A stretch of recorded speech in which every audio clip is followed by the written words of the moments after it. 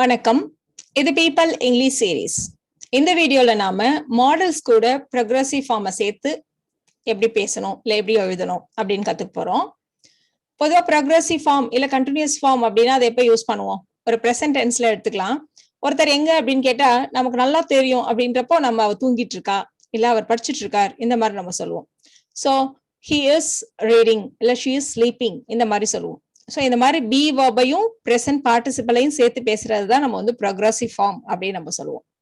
இப்போ இதே விஷயம் நமக்கு சரியா தெரியல, அவர் என்ன பண்ணிட்டு இருக்காரு இல்ல அவ என்ன பண்ணிட்டு இருக்கான்னு நமக்கு தெரியல. அப்ப நம்ம அசம்ஷன்ல நம்மளுடைய ஒப்பீனியனை சொல்லுவோம், இப்படி இருக்கலாம் அப்படிங்கிற மாதிரி. ஒருவேளை அவ தூங்கிட்டு இருக்கலாம், அவர் படிச்சுட்டு இருப்பாரு, இந்த மாதிரி நம்ம சொல்லுவோம் இல்லையா?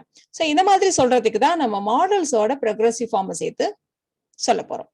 ஸோ மாடல்ஸ் அப்படிங்கிறப்ப இப்போ மஸ்ட் எடுத்துக்கிறோம்னு வச்சுக்கோங்களேன். மஸ்ட் கூட பி அண்ட் present participle சேர்த்தோம்னா செய்து கொண்டிருக்க வேண்டும், அவர் படித்து கொண்டிருக்க வேண்டும், எழுதி கொண்டிருக்க வேண்டும், இந்த மாதிரி அர்த்தம் நமக்கு கிடைக்கும்.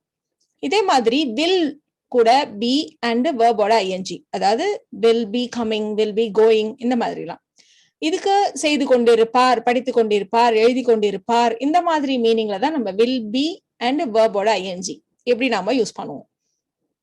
இதே மாதிரி can be, could be and might be இதையெல்லாம் நம்ம எங்க யூஸ் பண்ணுவோம் அப்படின்னா இருக்கலாம், கொண்டிருக்க கூடும், எழுதி கொண்டிருக்கலாம் இந்த மாதிரிலாம் சொல்றதுக்கு நம்ம வந்து இதை யூஸ் பண்ணுவோம். பட் எதை எங்க யூஸ் பண்ணணும் அப்படிங்கிறதையும் நம்ம டீட்டெயில்டா அந்த வீடியோல பார்க்கலாம். நம்ம ஃபர்ஸ்ட் மஸ்ட் பில இருந்து ஸ்டார்ட் பண்ணுவோம். ஸோ மஸ்ட் பி அப்படின்னா கொண்டிருக்க வேண்டும், எழுதி கொண்டிருக்க வேண்டும், படித்து கொண்டிருக்க வேண்டும் இந்த மாதிரி எல்லாம் சொல்றதுக்கு, அப்படிதான் பண்ணிட்டு இருக்கணும் அப்படின்னு சொல்றதுக்கு நம்ம வந்து மஸ்ட் பிய யூஸ் பண்ணுவோம். ஒரு எக்ஸாம்பிள் எடுத்துக்கலாம். குழந்தை எங்கம்மா அப்படின்னு கேட்டா, அந்த பையன் எங்க அப்படின்னு கேட்டா, அவன் இங்கதான் எங்கேயாவது விளையாடி கொண்டிருக்க வேண்டும் அப்படின்னு நம்ம சொல்லுவோம். இங்கதான் எங்கேயாவது விளையாடிட்டு இருக்கணும் அப்படின்னு நம்ம சொல்லுவோம்.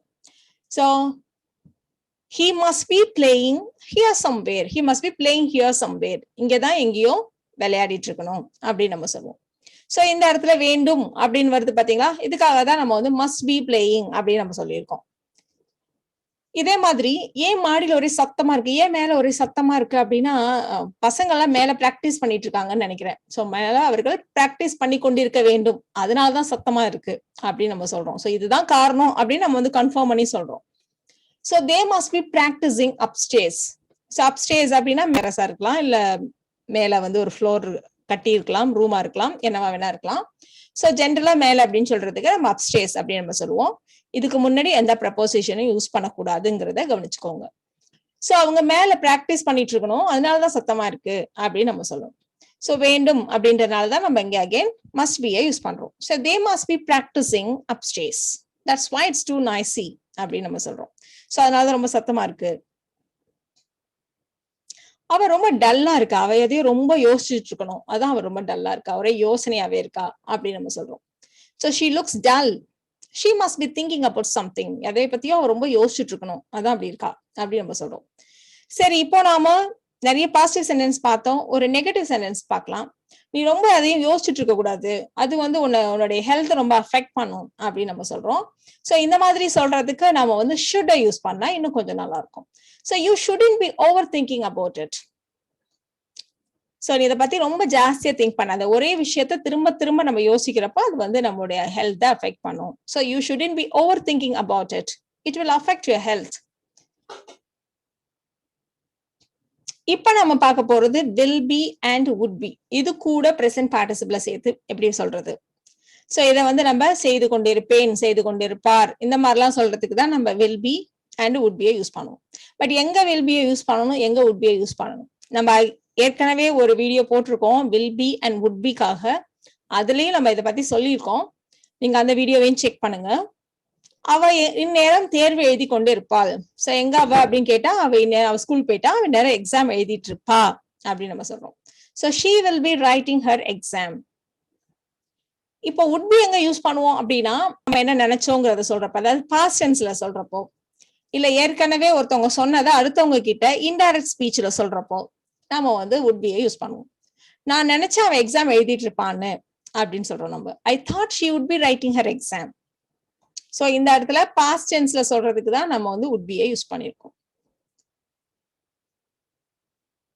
நாளைக்கு நான் உன்னை எங்க பார்க்கலாம் அப்படின்னா, நான் வந்து கடற்கரை கிட்ட போட்டோ எடுத்துட்டு இருப்பேன், சோ எடுத்துக்கொண்டு இருப்பேன்.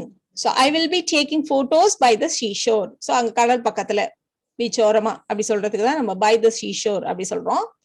So I will be taking photos by the seashore. இப்ப இதே விஷயத்த क्वेश्चனா கேட்கணும் அப்படின்னா just will change முன்னாடி கொண்டு வர போறோம் அவ்வளவுதான். So will you be taking photos with your new camera? உன் புது கேமரா வச்சு போட்டோ எடுத்துட்டு இருப்பியா? So will you be taking photos with your new camera? அப்படி நம்ம கேட்போம். இதே மாதிரி ஒரு நெகட்டிவ் சென்டென்ஸ் எடுத்துக்கலாம். நாளைக்கு அவ மீட்டிங்க்கு தேவையானதை ஆர்கனைஸ் பண்ண மாட்டா, எதையும் செட் பண்ண மாட்டா அப்படின்னு சொல்றதுதான். பொதுவாக செட்டப் அப்படிங்கிறப்போ நம்ம வந்து ஸ்டேஜ் செட்டப் இல்லைன்னா ஆர்கனைஸ் பண்றது, ஒரு டேபிள கூட செட் பண்றது செட்டப் அப்படின்னு சொல்லுவோம். ஒருத்தர் டின்னருக்கு தேவையான எல்லா விஷயத்தையும் வச்சு ஃபுட் எல்லாம் எடுத்து வச்சு எல்லாத்தையும் செட் பண்றதுதான் நம்ம வந்து செட்டப் அப்படின்னு சொல்லுவோம். ஸோ அதே மாதிரி மீட்டிங் தேவையான எல்லா விஷயத்தையும் அரேஞ்ச் பண்றதை நம்ம வந்து இங்க செட்டப் அப்படின்னு நம்ம சொல்லியிருக்கோம். ஸோ நாளைக்கு மீட்டிங் தேவையானதை அவ செட் பண்ண மாட்டா அப்படின்னா she will not be setting up the meeting. So நிறைய will be வச்சு பார்த்தோம். இப்போ would be பார்க்கலாம். ஸோ would be ஒன்னு பாஸ்ட் டென்ஸ்ல யூஸ் பண்ணுவோம், இன்னொன்னு ஏதாவது கண்டிஷன் கூட சேர்த்து சொல்றப்போ சொல்லுவோம். ஒருவேளை மழை பெய்யாம இருந்தா கிரிக்கெட் விளையாடி கொண்டிருப்போம், இல்ல விளையாடி கொண்டிருப்பார்கள், இந்த மாதிரிலாம் சொல்றதுக்கு இப்படி இருந்தா இப்படி பண்ணி இருந்திருப்பாங்க அப்படின்னு சொல்றதுக்கு நம்ம would be யூஸ் பண்ணுவோம். ஸோ மழை பெய்யாம இருந்திருந்தால் if it hadn't rained we would be playing cricket. அதே மாதிரி இந்த விஷயம் மட்டும் நடக்காம இருந்திருந்தா நான் நேரம் டெல்லி போயிட்டு இருப்பேன். So I would be traveling to Delhi if it hadn't happened. So இந்த traveling பொதுவாக நம்ம 2 L போடுவோம். ஸோ பிரிட்டிஷ் இங்கிலீஷ் ஆயிருந்தா 2 L யூஸ் பண்ணுவோம், அமெரிக்கன் இங்கிலீஷ் ஆயிருந்தா 1 L யூஸ் பண்ணுவோம். டிராவலிங், டிராவல்டு இந்த மாதிரிலாம் சொல்றதுக்கு. So I would be traveling to Delhi if it hadn't happened. இப்ப நம்ம பார்க்க போறது can be and could be. இதே அர்த்தத்துல நம்ம வந்து மேபி, மைட் பி இதையும் யூஸ் பண்ணுவோம். ஸோ எல்லாத்தையும் சேர்த்தே பார்த்துடலாம். செய்து கொண்டிருக்கலாம், செய்து கொண்டிருக்க கூடும், இந்த மாதிரி எல்லாம் சொல்றதுக்கு தான் நம்ம கேன் பி, குட் பி, இது கூட பிரசன்ட் பார்ட்டிசிபிள் ஆஃப் த வெர்பை சேர்த்து பேச போறோம். எக்ஸாம்பிள் எடுத்துக்கலாம். நம்ம ஃபர்ஸ்ட் ஒரு நெகட்டிவ் சென்டென்ஸோட தான் ஸ்டார்ட் பண்றோம். நம்ம ரொம்ப கன்ஃபார்மா ஒரு விஷயம் நல்லா ஷியோர் அப்படின்றப்போ நம்ம வந்து கேனை யூஸ் பண்ணுவோம். When you are not sure நீங்க வந்து குட், மே, மைட் இதையெல்லாம் யூஸ் பண்ணுவோம்.